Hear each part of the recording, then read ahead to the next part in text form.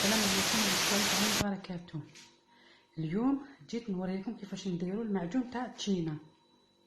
ناخذوا التشينا نغسلوها كامل، نحطوها في الكسكاس هكذا ولا في المطبق تقطر، نجيبوا ليان هكذا صغيور نحطوه فيه، سنيوه، سكرفاج والحبات تاع التشينا، ونبداو نسكرفجو هكذا،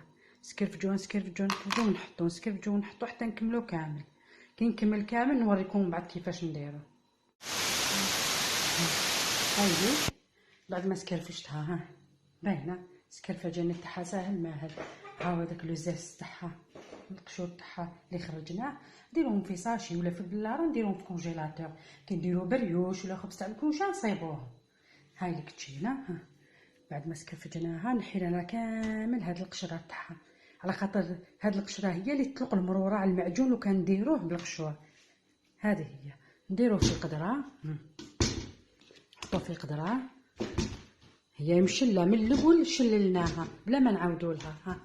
القدره الماء تاع العين نوعها نديها للعين،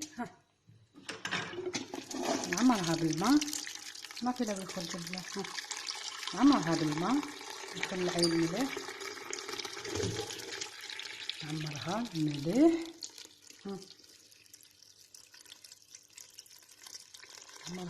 نعمرها شوف حتى الحبات يغرقوا في الماء. بس نغلق العين، نجي نحطها فوق الفرن هكذا كيما راكم تشوفوا. هاي في القدره بريكي وبعيد هاي ليك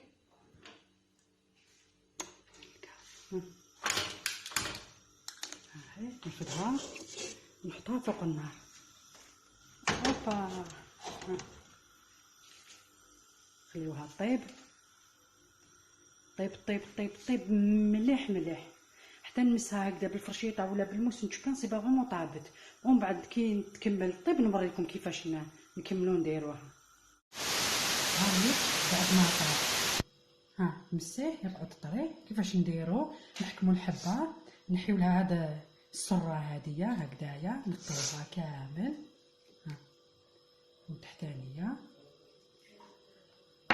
ومن بعد نقطعوها، ما نحط هكذا فوق طابله معليش، نقطعوها على 4 على 2 هكذا، نزيدو على 4 ونحيو لهاد الخيوط شويه ولا كانوا ولا كشكر هكذا يابسه ولا هكذا، ونحطوها مع الخل. انا ديجا بديت نقي، هاني نوريكم برك باش تشوفوا. زيدي شوفي لنا، نحي لها هاد البيض هذا هكذا كاش عظمه، على خاطر العظم هو اللي يطلق المروره على المعجون.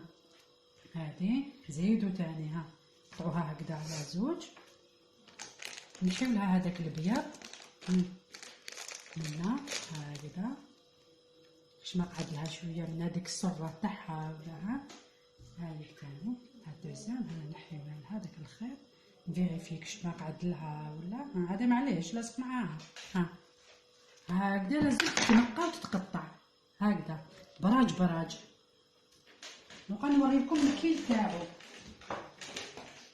ناخدو طنيجره هكذايا، ناخدو باش تكيلي كيلو تشينا برطل سكر، ماشي رطل، تزيدي 100 غرام على الرطل، غير قولي ما يلحقش 550 غرام هكذاك نقولوا هكذاك. خدي باكي الا ما عندكش ميزان ولا ما تعرفيش كي، خدي باكي هكذا اقسميها بوبري زعما هكذا، ديري شغل حد النص هكذا، ارمي وشدي بيدك، شوفي بوبري بلي كلي عرفي بلي حطيتيه نص.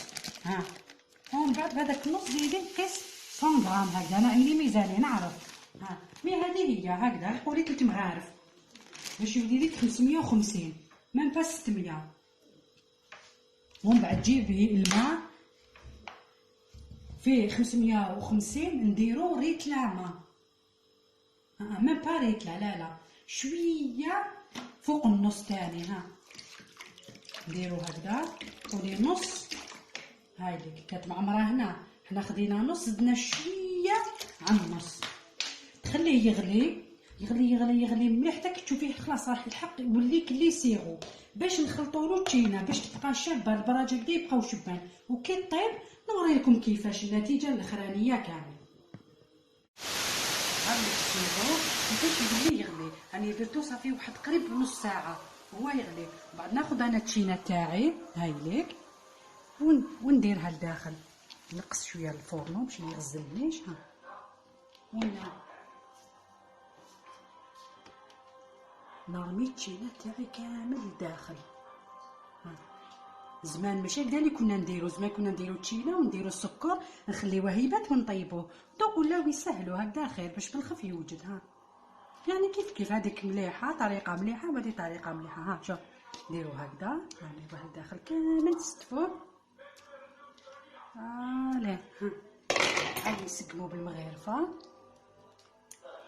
نغرقو كامل هكذا في هذيك لاصوص تاعو المريقه.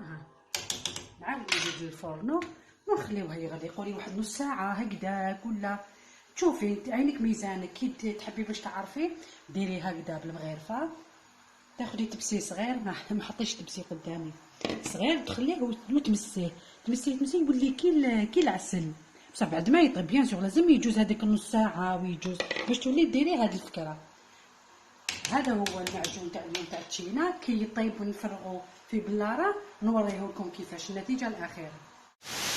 ها هيك بعد ما طاب المعجون هاوليك كيفاش تجي المرقه تاعو. تجي عاقده وهو قد ما يقعد قد ما يزيد يعقد مليح. هاني درت في التبسي شويه باش تشوفوه مليح. هاوليك جا شباب هايل. وان شاء الله تاكلوه بالصحه والهنا والعقوبه. ان شاء الله الوصفه واحده اخرى. السلام عليكم ورحمه الله تعالى وبركاته.